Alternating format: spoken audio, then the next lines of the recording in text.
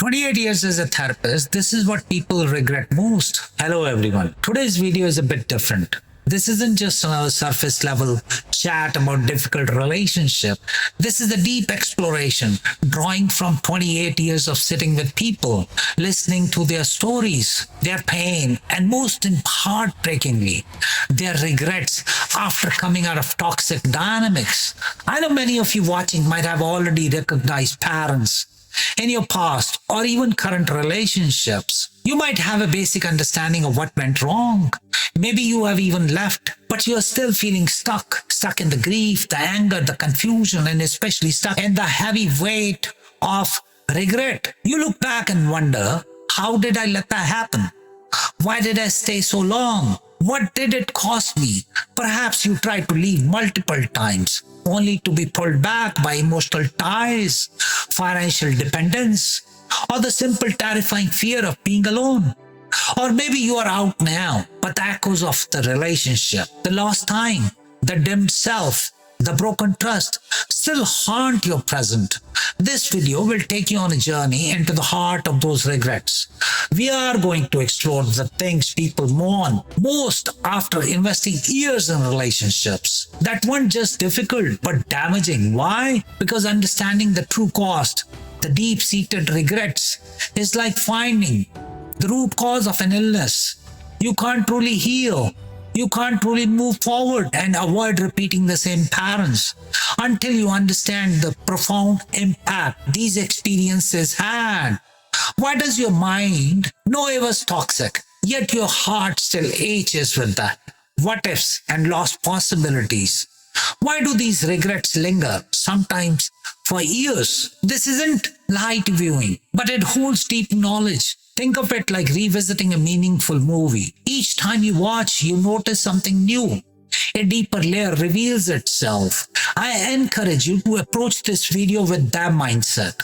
Let these insights sink in. Reflect on them, because understanding these common regrets, truly understanding them, can genuinely save you years, maybe even decades of future headaches that you might otherwise spend repeating similar cycles or living under the shadow of unresolved pain.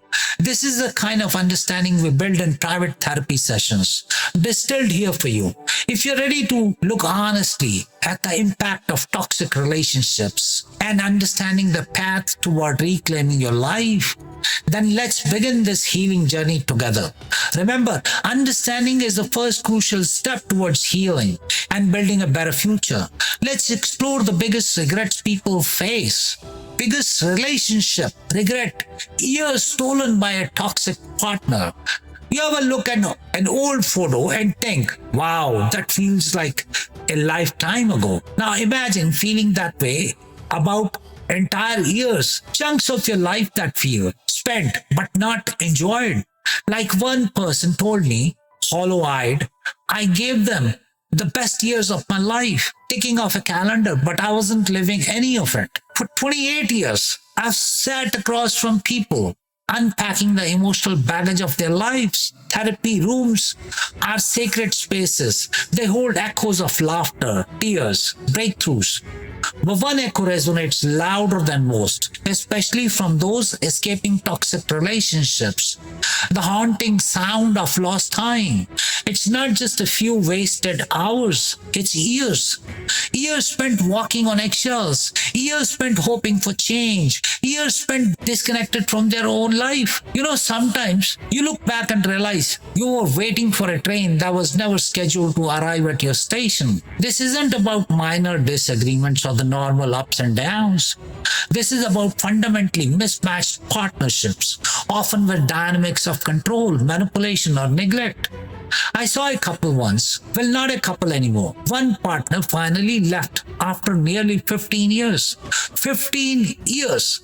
And the regret wasn't just about the bad times. It was the absence of good times they could have had elsewhere or even alone. They said, it's like I was holding my breath for a decade and a half, waiting for permission to exhale. I didn't even know what fresh air felt like anymore. Think about that. 15 years is long enough to raise a child, build a career, travel the world. Instead, it was spent managing someone else's moods, their demands, their reality. It's like pouring water into a bucket with a hole in the bottom. Endless effort, nothing to show for it.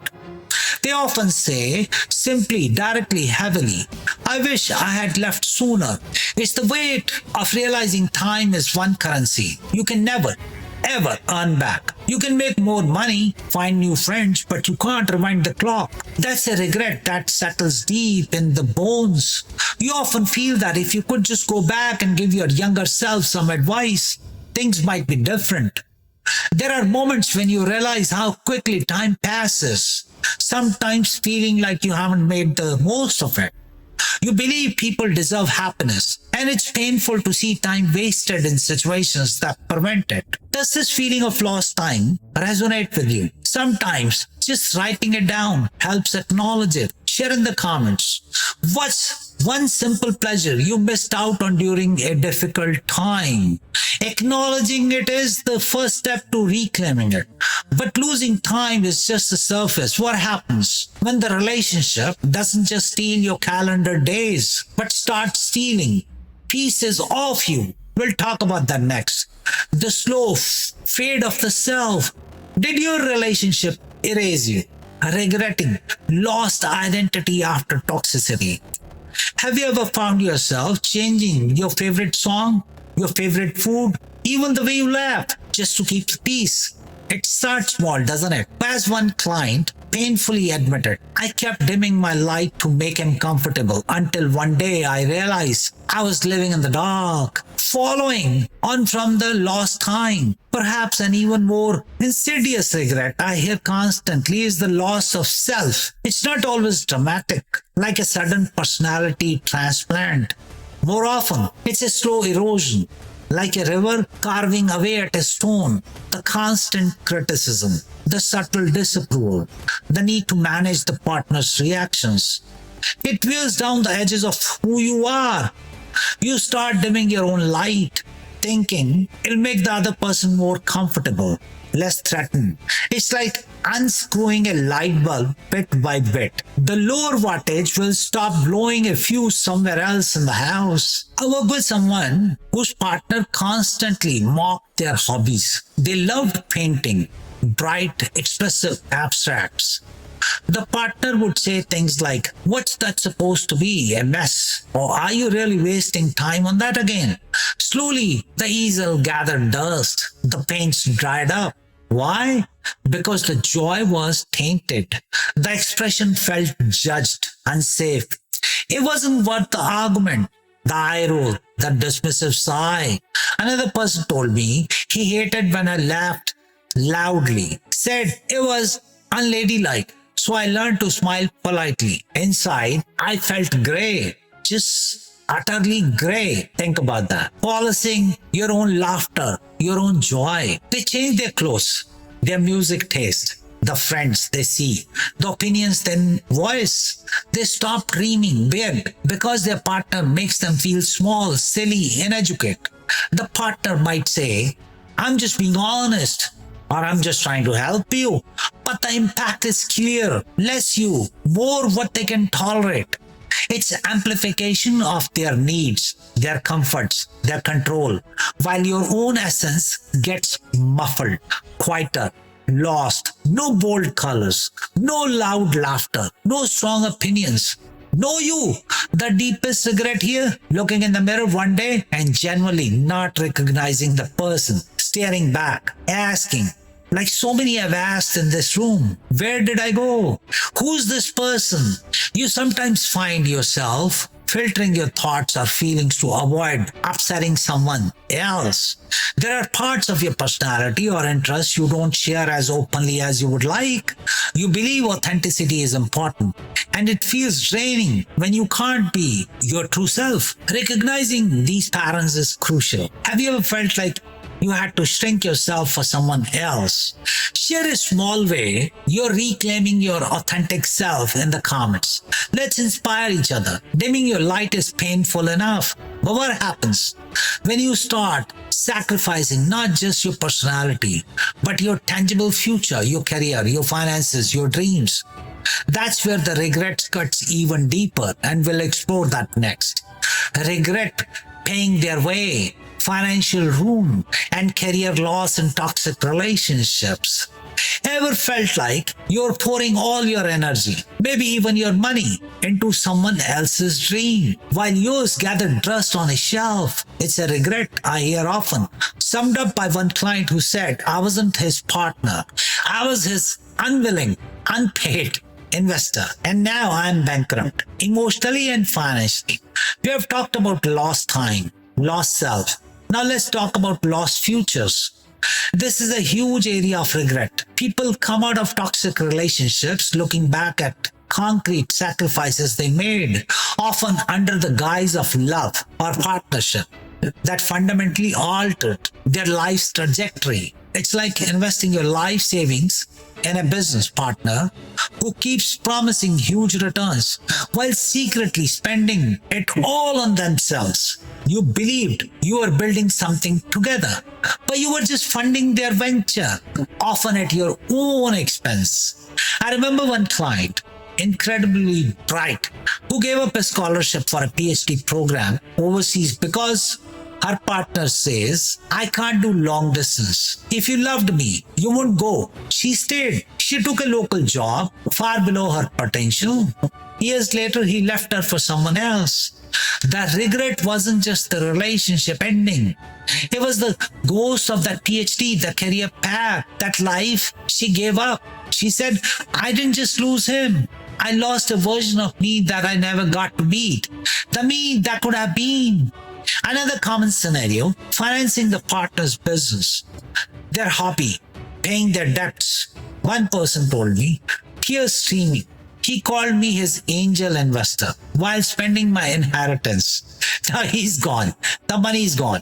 And I'm starting from scratch at 50. How could I have been so blind? These weren't just joint decisions. Not really. They were often coerced through emotional manipulation. Statements like, if we are a team, you'll support my dream right now. Or don't be selfish. This is for us. Even it clearly wasn't. It's a painful amplification of their needs over yours. Careers stalled, savings drained, opportunities vanished, potential untapped. The sacrifice wasn't reciprocal.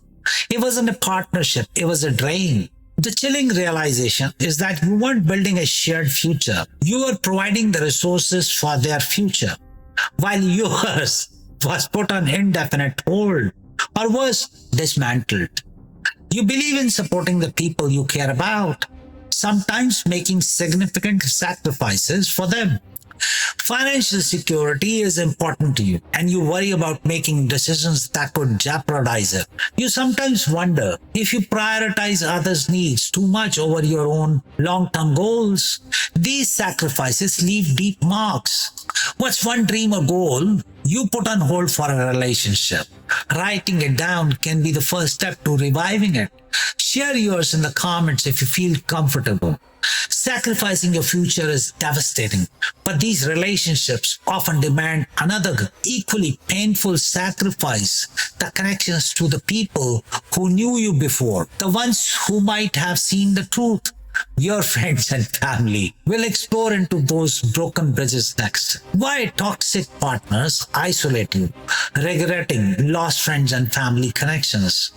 Ever notice how sometimes the people who voice concerns about relationship are the first ones you drift away from? Coincidence? Or as one person sadly reflected, he didn't lock me in a room. He just slowly convinced me everyone else was the enemy.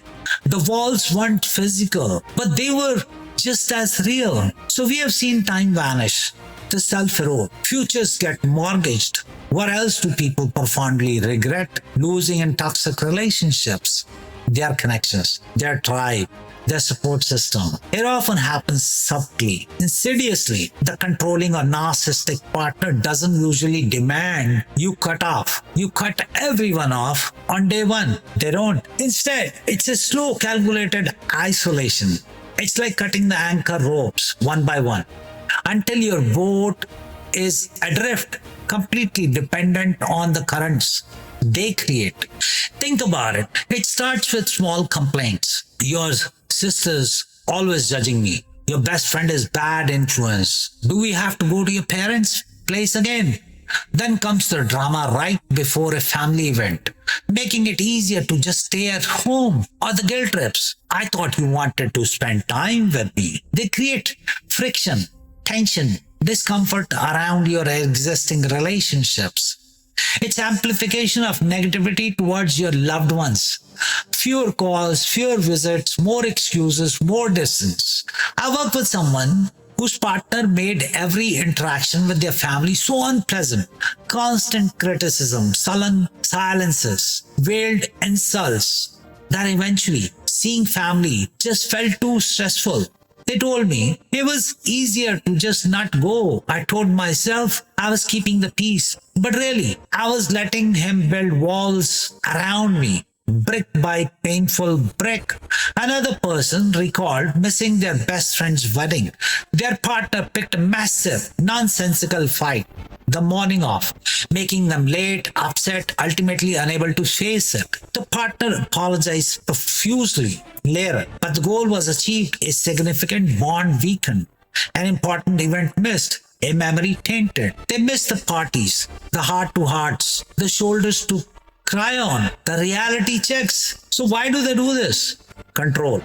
An isolated person is easier to manipulate, easier to convince of distorted reality. If there's no one offering perspective, no one saying, hey, this isn't right, then the toxic partner's narrative becomes the only one you hear. The regret here is born deep, realizing the isolation wasn't accidental. It was strategic. You weren't just losing relationships, you were losing your witnesses, your allies, your lifelines. The loneliness is staggering. You value harmony in your relationships and sometimes go to great lengths to avoid conflict. Maintaining connection with friends and family is important to you. Even if it gets challenging sometimes, you occasionally feel caught between the expectations of different people in your life. Rebuilding connections take courage. Is there someone you drifted away from that you would like to reconnect with? Maybe just acknowledging that desire. Here's a start. This isolation, this shrinking world, it feeds into perhaps the most fundamental regret of all. Staying in a place utterly devoid of the basic ingredients of a healthy connection. Safety and reciprocity. Will unpack that critical piece next. Regret walking on eggshells, the lack of safety in toxic relationships. Ever feel like you need a manual, a decoder ring, just to figure out how the person you love will react from one moment to the next? The constant tension, the walking on eggshells. One person summed it up perfect. Home wasn't a sanctuary, it was a minefield I had to navigate every single day. We have navigated the regrets of lost time, self, futures, and connections. Underpinning all of this is often a profound lack of something fundamental: emotional safety and reciprocity. People deeply regret staying in relationships where they constantly felt unsafe, anxious, or like they were the only one giving. It's like living in a house where the floorboards might give way at any moment, or the roof might leak unpredictably. You can never truly relax, never feel secure. You're always bracing for impact. This isn't about having occasional arguments. This is about a persistent state of hypervigilance, constantly scanning their mood, choosing words carefully, rehearsing conversations in your head. It's walking on eggshells, navigating a minefield, trying desperately not to trigger an explosion. One person described it vividly. I learned the sound of his keys in the door. I could tell by the jingle, by the way he turned the lock, what kind of night it was going to be. My whole body would tense up before he even spoke. That's not partnership, that's threat assessment. And then there's the lack of reciprocity. It feels like a one-way street. You pour in effort, support, understanding, forgiveness. You get back criticism, demands, blame, indifference. The relationship becomes amplification center for their needs, their feelings, their problems. your needs ignored, minimized, ridiculed. The narcissist might say you're too sensitive or you're always making things about you. When you dare to express a need, the victim internalizes this, thinking, maybe I'm asking too much.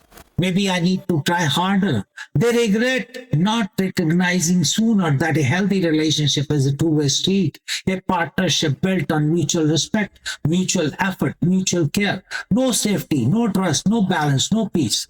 They regret the energy wasted trying to earn basic decency, basic kindness. They regret taking responsibility for their partner's emotions, their outbursts, their behavior.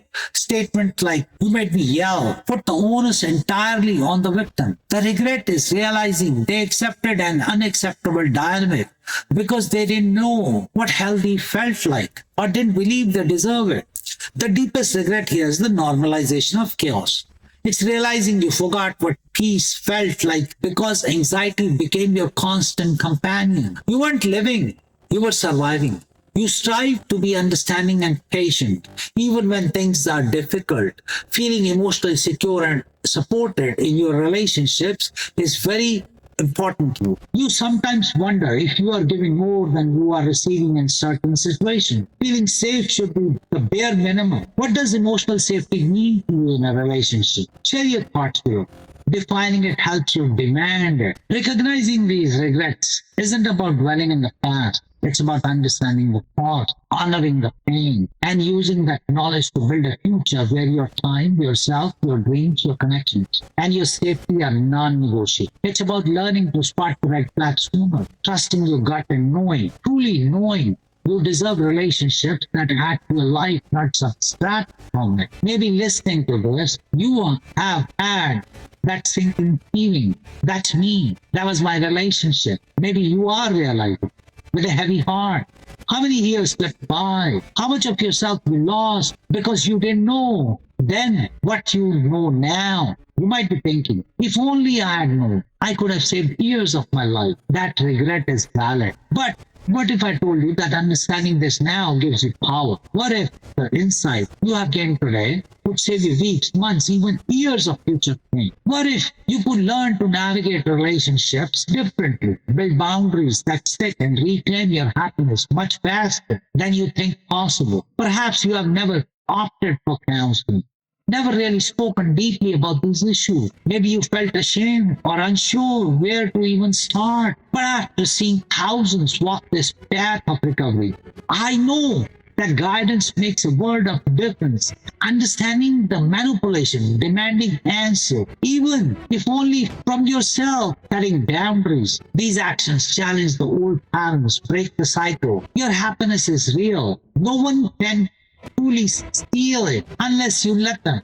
Your boundaries are your strength. Learn how to fortify them. Your truth is your victory. Learn how to speak it clearly. The question isn't just about the past regrets. It's about your future choices. How much longer will you let the echoes of the past dictate your present? If this is the first time you're truly connecting these dots, seeing these traits clearly, maybe now is the time.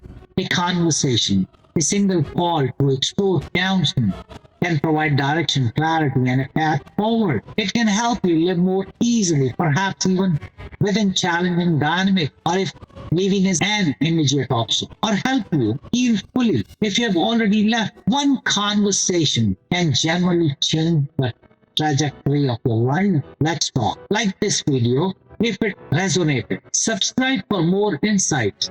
And please share your story or your biggest takeaway in the comments. When did you say no more? What did you reclaim? Your story matters, and writing it down is a powerful act of acknowledgement. I'll be reading and responding. And remember, you can and you will heal. Just start with it. Thank you.